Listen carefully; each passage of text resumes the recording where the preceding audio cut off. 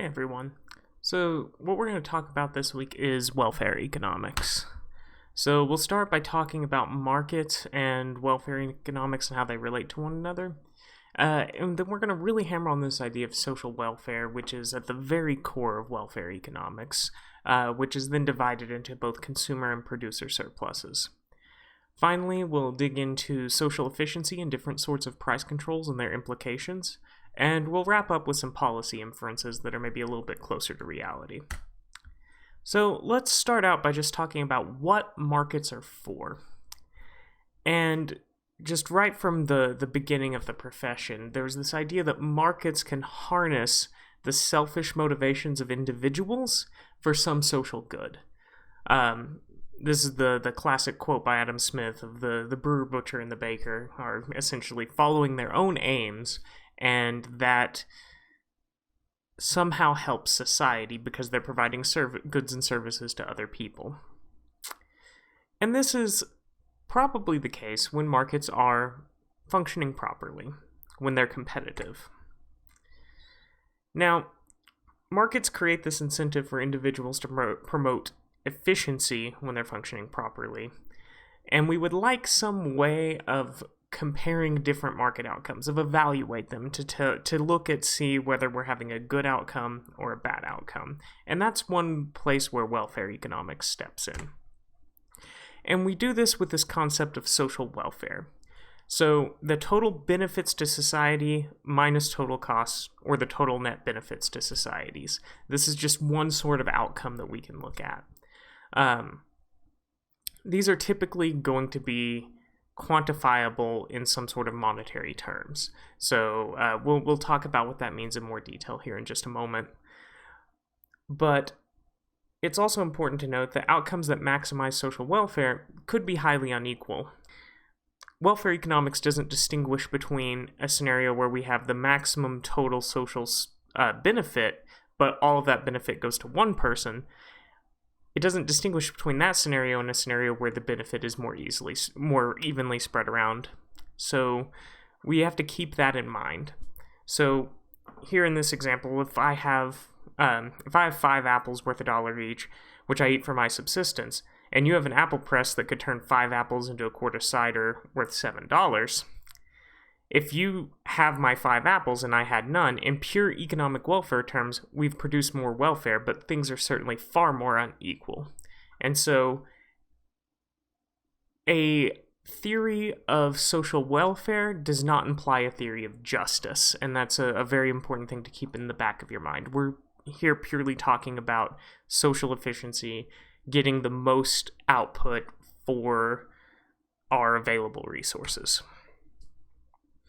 So, how do we use this idea of social welfare to evaluate market outcomes? Well, efficiency is kind of the criterion here. It gives us a way of talking about just getting the most for the least inputs, without talking about distribution, as I previously discussed, or broader objectives like well-being, which we've discussed in previous sections. Economic policy creates winners and losers. And welfare economics is just focused on the total size of the output and doesn't really care who wins and who loses.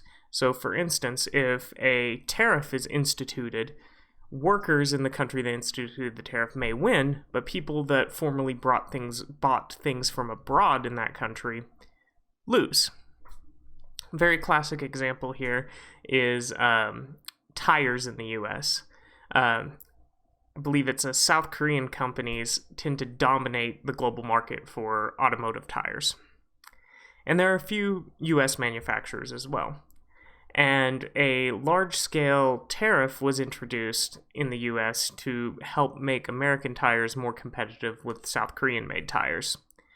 And economists did the calculation on this, and they found that it saved about 30 or 40 jobs, but every single consumer in the entire U.S. is paying anywhere, I believe, I don't remember the specific numbers, but around $20 to $50 more per set of tires.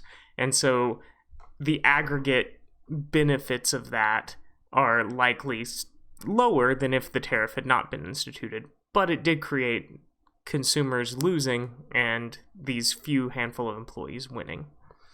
It's also important to note that welfare economics tends to focus on single transactions, so it doesn't deal well with externalities like generation of public goods through, say, public education, or negative externalities like pollution. Those generally aren't added into the calculation. So, to get to this idea of consumer surplus, we need to have this other concept called maximum willingness to pay, often shortened to just willingness to pay. So, the maximum willingness to pay is just the maximum amount that a rational consumer will pay for a particular product. So, the idea is that you have some reservation price in your head, where it's like, this orange will give me 50 cents worth of happiness, so I'm willing to pay up to 50 cents for the orange, for instance. We can think about this as being equivalently the total benefits that a person expects to obtain from purchasing a product, but expressed in monetary terms. And so this is just the maximum price you're willing to pay, which is equivalent to the total benefit you would receive. And all the consumer surplus is the difference between this maximum willingness to pay and the price of the good. So, for instance, suppose that there's a bottle of water, and that bottle of water costs $1, but you know you'll receive $1.50's worth of happiness from it. So you're willing to pay that dollar, and the difference between the actual price and your maximum willingness to pay, 50 cents in this case, is your individual consumer surplus. Put in a different way, it's the net benefits obtained from a purchase. Now, this is something that people, I don't walk into the supermarket with my reservation price for bottled water or apples or oranges or bread in my head. And I don't think most people do either. This isn't something that humans actually are actively calculating, but it theoretically exists if people's preferences are rational. And it's still a useful concept. So imagine we have an individual who's making their purchasing decisions about coffee in a given week. And related to price, they're going to change their behavior, the number of cups of coffee they purchase. And so imagine this as their individual demand curve. And let's go ahead and graph that. So at a price of 25 cents, they're willing to consume 7 cups of coffee per week. And at a price of 75 cents, they're willing to consume 5. And at a price of $1.25, they're only willing to consume 3. And so all 3 of these points, as well as the others, are going to lie on this straight line. And so this is an individual demand curve for this person. Now, the thing is that prices aren't negotiated each and every time whenever you go to the coffee shop, right? So you show up and the price of a coffee is whatever it is. So let's, in this scenario, assume that the price of coffee is 75 cents. So let's go ahead and draw this line in. And at a price of 75 cents, as previously discussed, they're willing to consume 5 units. All right. So if the price is 75, then at that 5th cup of coffee, the individual is gaining no consumer surplus, right? Because the benefit of that cup of coffee is exactly what they're willing to pay for it. But let's step back and think about what the consumer surplus is for, say, their 3rd cup of coffee. So once again, we're still just assuming that So once again, we're just assuming that the price of coffee is fixed at 75 cents. So for this person's 3rd cup of coffee, they're paying 75 cents, but they're getting $1.25 worth of total benefit. So in this scenario, their for the third cup of coffee, their willingness to pay is $1.25. Price is 0.75. And so the consumer surplus for the third cup of coffee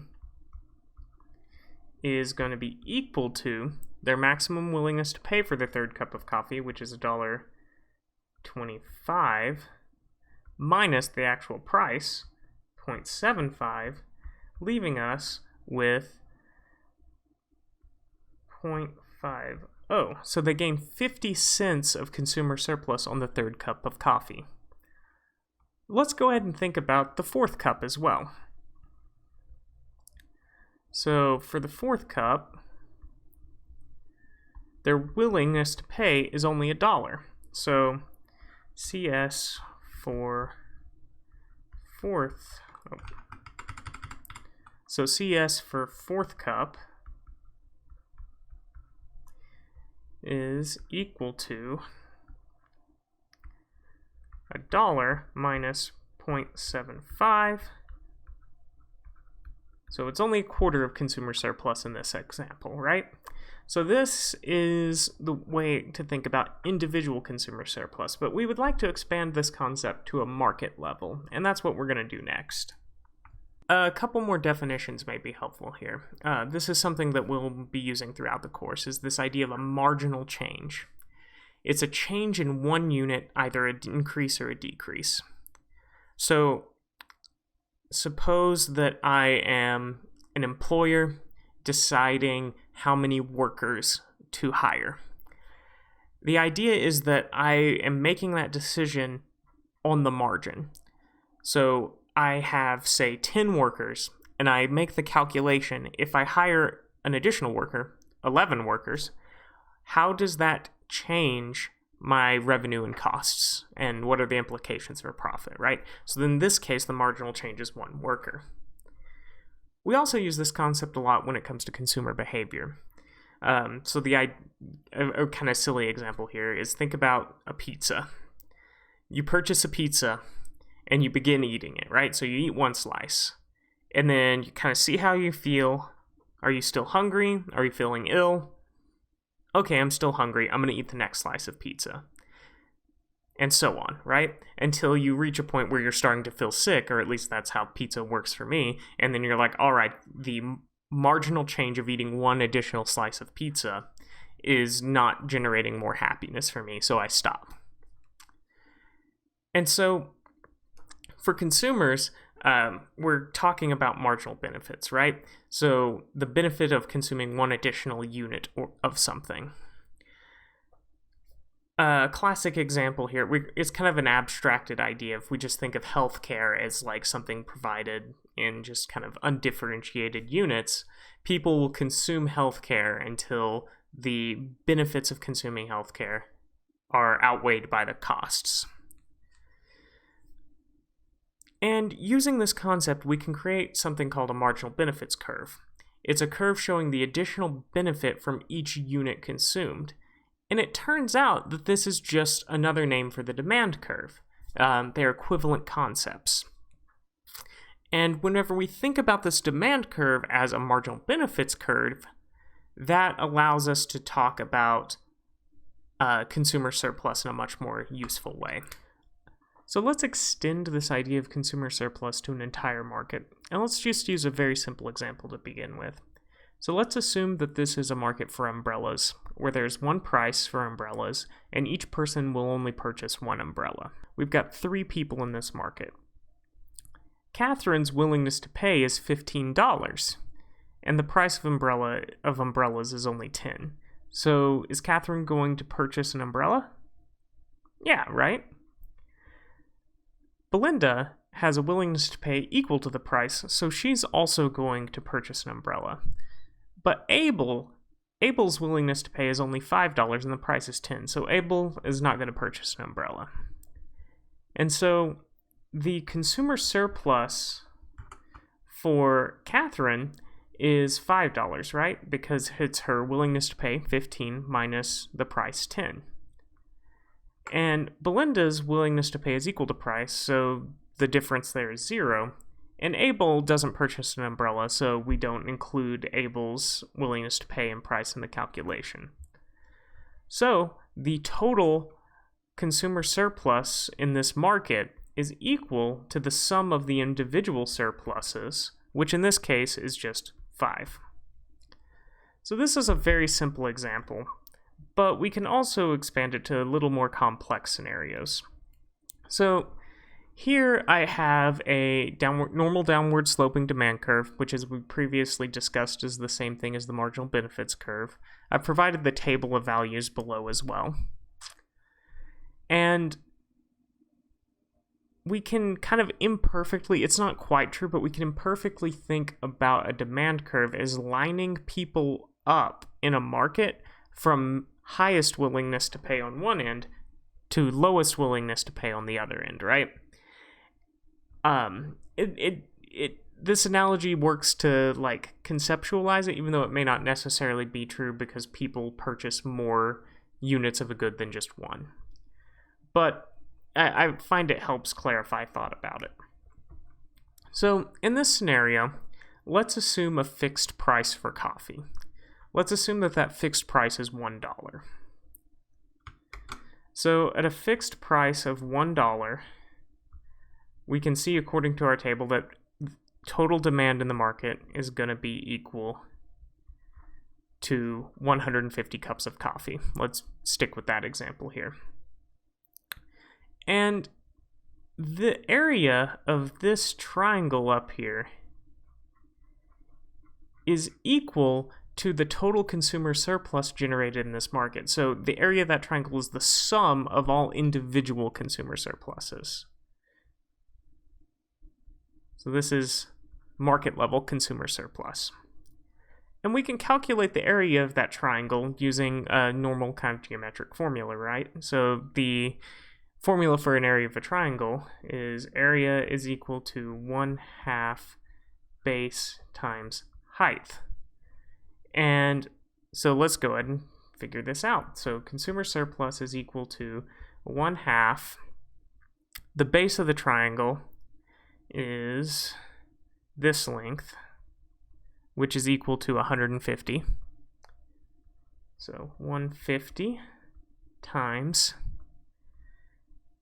this height, which is 175 minus 1. So this is h, which is 0.75. So calculating that out,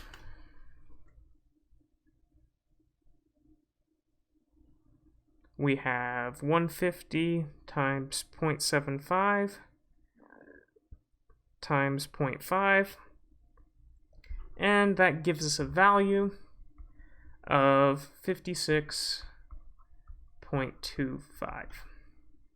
And so the total consumer surplus in this market is $56.25. So that's the amount of benefit that consumers get in this market above what they were willing to pay for the cups of coffee they purchased. But just like consumers, producers are also experiencing a similar idea. But instead of having a maximum willingness to pay, they have a reservation price or willingness to accept. So they're not going to choose to produce and sell a certain unit of a good if the marginal costs of producing that good are more than the revenue they would receive.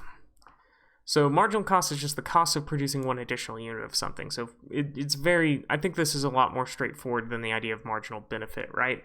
Like if you're a manufacturer of cars, there's a certain cost of production that's involved in changing from producing 100 cars to 101 cars, right? That's some easily definable monetary value. And so just like we've got a consumer surplus, there's also a producer surplus, and that's the net benefits the producer receives from selling a product. And that's equal to the difference between whatever price they sell it at and their marginal cost of producing that unit of the good. It's important to remember this is an idea of marginal cost, not average cost, just like we're talking about marginal benefits for the consumer and not average benefits. So just like we can calculate consumer surplus, we can also calculate producer surplus. And we're just going to start with the market level example here instead of doing individual producer levels. So here I've already graphed out a supply curve, which, as we've previously discussed, is equal to the marginal cost curve. And we've got prices and quantities that define it. So just like in the consumer side case, let's just assume that the price, and we're going to do cups of coffee again, is $1. And at a price of $1, producers are willing to supply 300 cups of coffee to the market. And the area of this triangle here is the producer surplus in the market. And that's for all producers in the market added together. And just like in the consumer case, we can calculate the area of this triangle to get total market producer surplus. And so we use the same formula as before. 1/2. The base of the triangle is equal to this distance here, which is 300, multiplied by the height of it, which is 1 minus 0.25, so 0.75 again. And calculating that out, we get a total producer surplus of 112.5, so $112.50 for total producer surplus in this market. So producers are facing a similar decision to consumers, right? So consumers are saying, I'm not going to purchase a unit of a good unless it provides me more benefit than its price. And similarly, producers are not going to produce a unit of a good if people's willingness to pay is less than their marginal cost of producing that unit of the good. So the distance between the marginal benefits curve and the marginal cost curve at any given point represents the maximum willingness to pay of consumers and the production costs of suppliers, the difference between those two things. So if the marginal cost curve is below the marginal benefits curve, then that unit should be produced, right? Because people are willing to pay more for that unit to produce, that unit that was produced, than it costs to produce it. And so the producer makes a positive profit on that.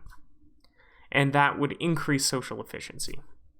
But once we get to a point where marginal cost is greater than marginal benefit, so beyond the equilibrium point, that unit should not be produced because it costs more to produce it than people are willing to pay for it, and so it reduces social efficiency. So now this gives us another way of thinking about market equilibrium as where marginal benefit equals marginal cost, just as where supply is equal demand, because they're equivalent in competitive markets. The idea of social efficiency is that there's some allocation of resources that maximize the total net benefits of society, maximizes the sum of the producer and consumer surplus. This is a normative concept. It's saying that we, from at least one perspective, ought to allocate our resources to maximize this benefit, to maximize total benefit. Once again, distribution is set aside for the moment. And in competitive markets, market equilibrium is consistent with social efficiency. Whatever price and quantity prevails in a given competitive market will be the socially efficient amount of output. But this is not going to be the case in less competitive markets. But we'll address the idea of less competitive markets moving forward. But sticking with the idea of sticking with just the idea of competitive markets and the surplus generated within those,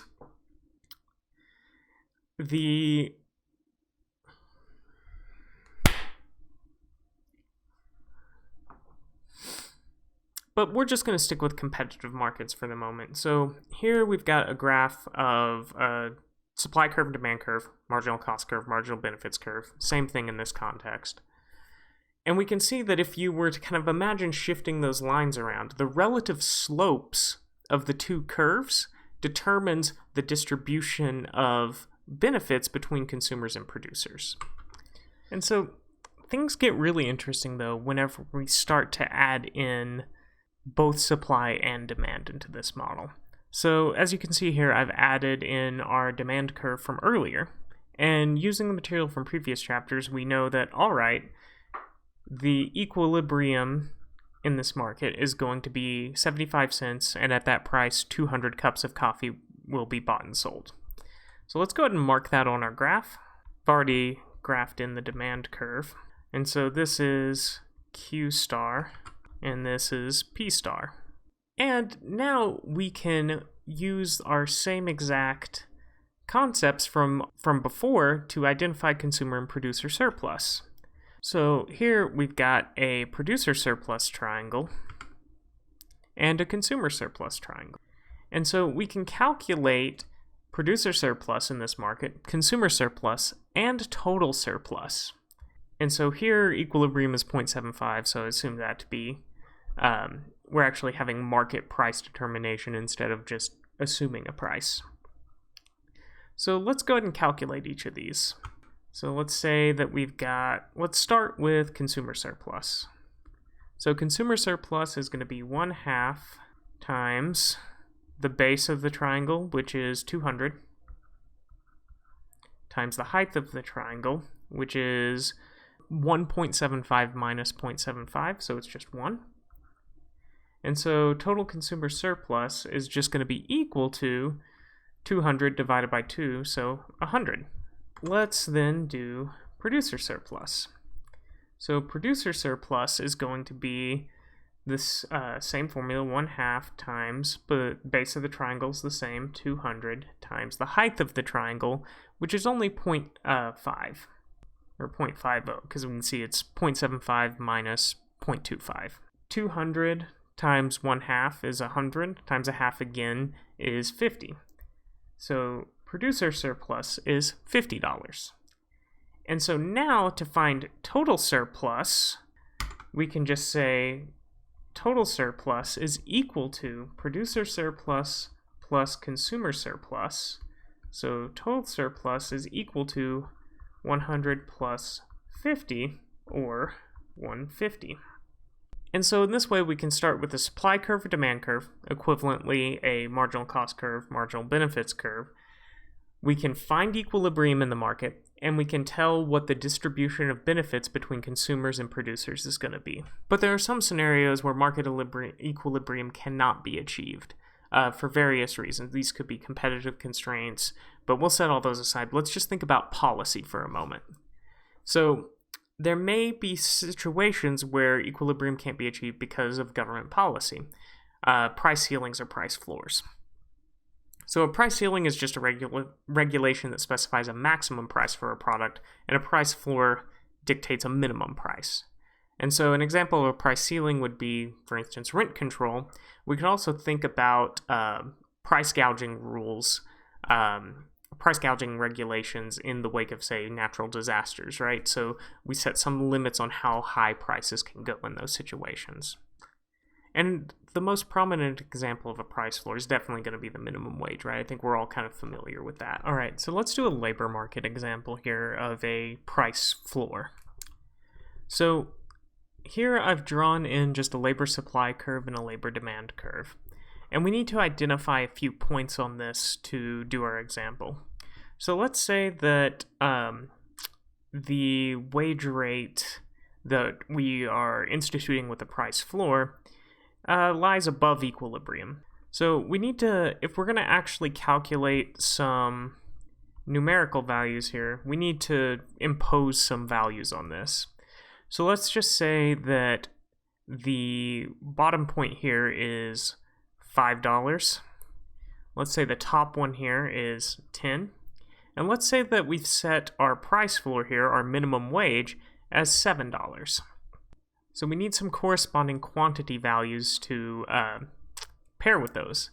So let's say that whenever we're here, zero labor is supplied or demanded. Let's say at 7 there is labor demand is 100 units of labor. And let's say out here it's 150. So with all of these values, and let's say the equilibrium wage rate is 6. So with all of these values imposed, we can calculate the sizes of the producer and consumer surpluses, as well as this area here. So let's go ahead and label all those real quick. Let's assume that this price floor is instituted, and that means that this upper triangle here becomes consumer surplus. This whole area down here becomes producer surplus. And what we call the area that this little triangle here is we call it dead weight loss. The dead weight loss represents the efficiency loss as a result of the price floor. We would also create a similar triangle if there were a price ceiling. We can calculate the areas of all of these by using simple geometric formulas. Let's do consumer surplus first because that'll be easiest. Consumer surplus is equal to 1/2 times 100 times 3, right? So height of the triangle is 3, base is 100, multiplied by 1/2. 300 times 1/2 means that we've got a consumer surplus of 150. Now remember, whenever we are in a labor market like this, where we've got a wage rate instead of prices, amount of labor supplied instead of quantity, the people who are demanding labor aren't normal people. Those are firms, right, that are hiring workers. So in this way, the consumer surplus is actually the surplus that accrues to employers. Meanwhile, the producer surplus is what accrues to individuals, to workers. Calculating that out, producer surplus, we can add up the area of the little rectangle there as well as the triangle.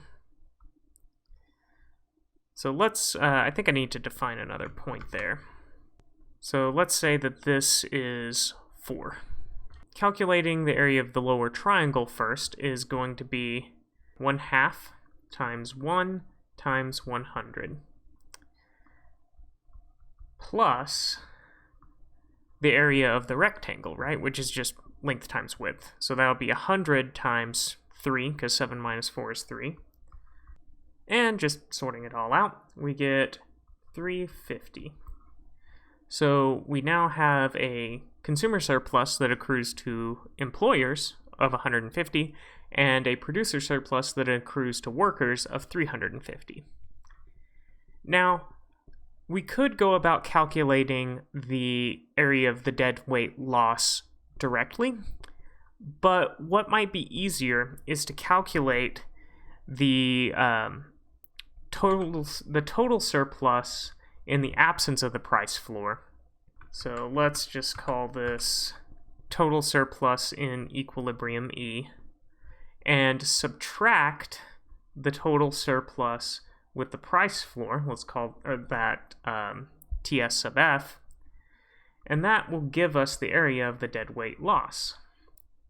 So to do that, we'd need to just calculate the what producer and consumer surplus would be in equilibrium. So let's do CS in equilibrium.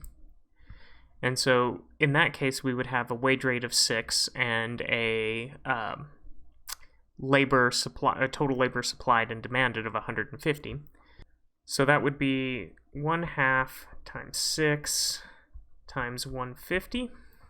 And the producer surplus in equilibrium would be equal to 1/2 times 150 times 10 minus 6, which is 4. And so calculating all that out, we see that consumer surplus, if equilibrium were to prevail, would be 450, producer surplus would be 300, and the total surplus in equilibrium would be equal to the sum of those, which is going to be 750. And similarly, for the total surplus in the case of the price floor, total surplus is just going to be these two added together, so 150 plus 350. So that gives us 400, 500. to get the deadweight loss, we just need to take 750 minus 500, which gives us 250. There are some important things to note from this. One is that even though in this competitive labor market we have instituted a price floor, a minimum wage, even though we've lost total social efficiency, because total surplus with the price floor is less than the total surplus in equilibrium, workers are actually better off in this example, because they are the producers of labor, right? And so they are getting a total producer surplus of 350, when before, or in the absence of the price floor, they were only getting 300. So this is part of the reason why price floors and price ceilings have distributional outcomes. However, it is important to note that at the wage rate of $7 here, there are actually many more workers who are willing to work, represented by this distance here. And so one way that we can describe this distance is actually unemployment.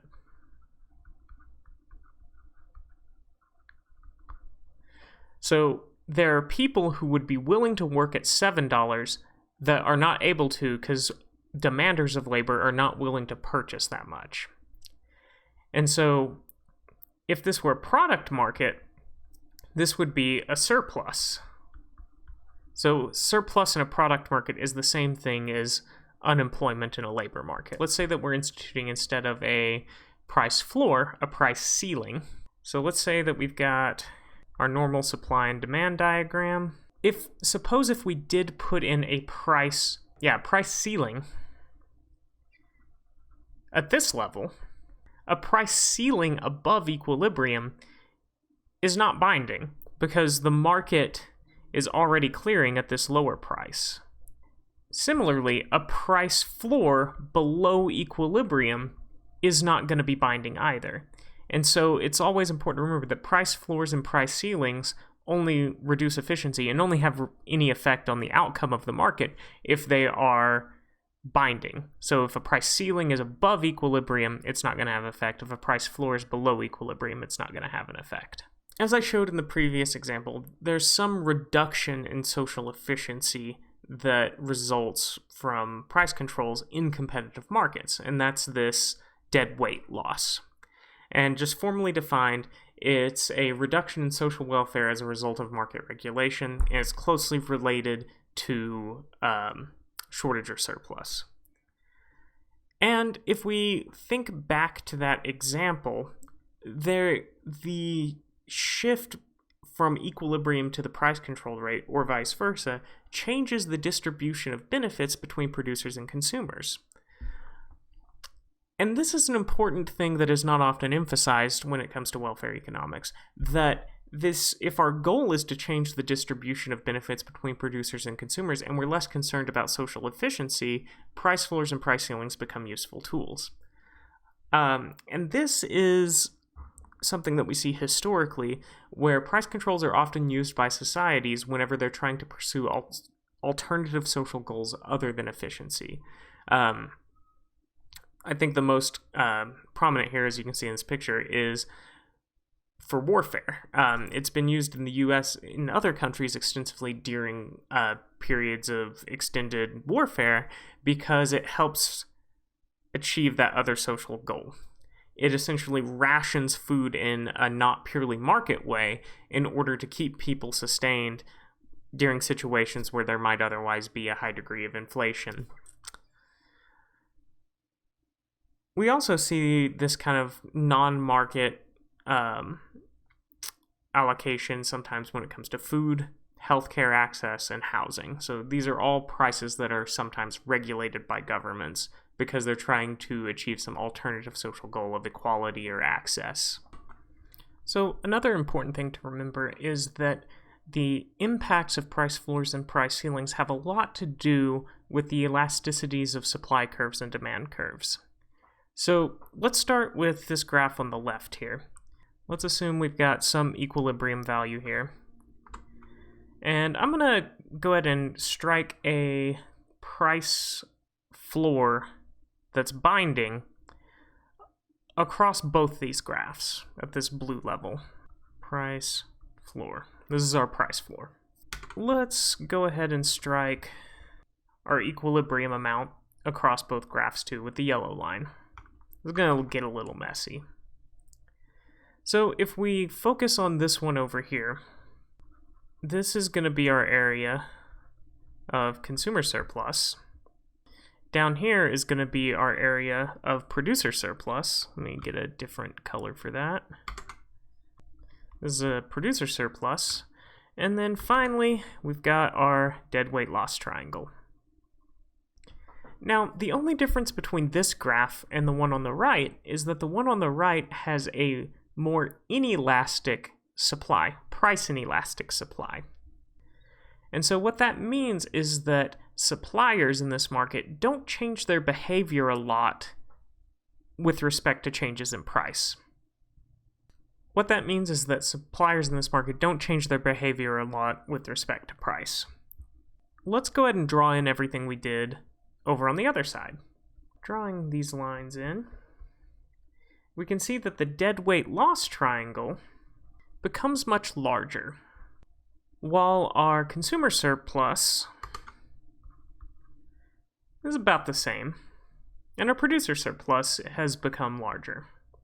So I would invite you to draw a bunch of supply and demand diagrams with different elasticities of supply and demand, and just play with them to see how that affects deadweight loss sizes when price floors and price ceilings are introduced, because it has a huge effect, this market structure, on the implications of policy.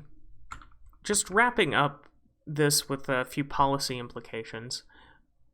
When markets are working properly, when they're competitive, intervention reduces social efficiency. And the idea of laissez-faire economics, laissez-faire is French for let it be, is that government intervention in markets should be limited to what is absolutely necessary, because generally proponents of this view argue that markets are generally competitive, and so any intervention necessarily reduces efficiency. However, a more subtle view is that efficiency is a real thing we should be concerned about, but it must be weighed against the achieving of other social goals. And this has become more and more important in economics as there's been more and more concern about inequality and distribution. And sometimes intervention can increase social welfare, and this is something we'll get to whenever we talk about monopoly, is that there are situations where unregulated markets fail to produce socially efficient outcomes because there's a single powerful buyer or seller. And in those instances, price floors and price ceilings actually can reduce deadweight loss and increase social efficiency, but that's a more complicated model for another day. There are also similar concerns whenever there are great power imbalances or externalities, or in the instance of public goods where markets will fail to produce the socially efficient outcome. And that, once again, creates a role for government or other non-market institutions to provide those goods and services instead, or to regulate the market to provide those goods and services in a more efficient way. So, just wrapping things up, markets are a powerful tool for harnessing selfish motives to improve social welfare when they're working properly. Producer and consumer surplus, along with social efficiency, allows us to create some sort of way to evaluate market outcomes. We can say this outcome is less socially efficient versus more socially efficient. But we need to keep these other social goals in mind in the background, particularly distribution. Price controls create a deadweight loss in competitive markets, but they could generate other social benefits. And finally, welfare economics allows us to know what we may be giving up in terms of efficiency when we pursue these other social goals. All right, so I think that's it for this week. Thanks.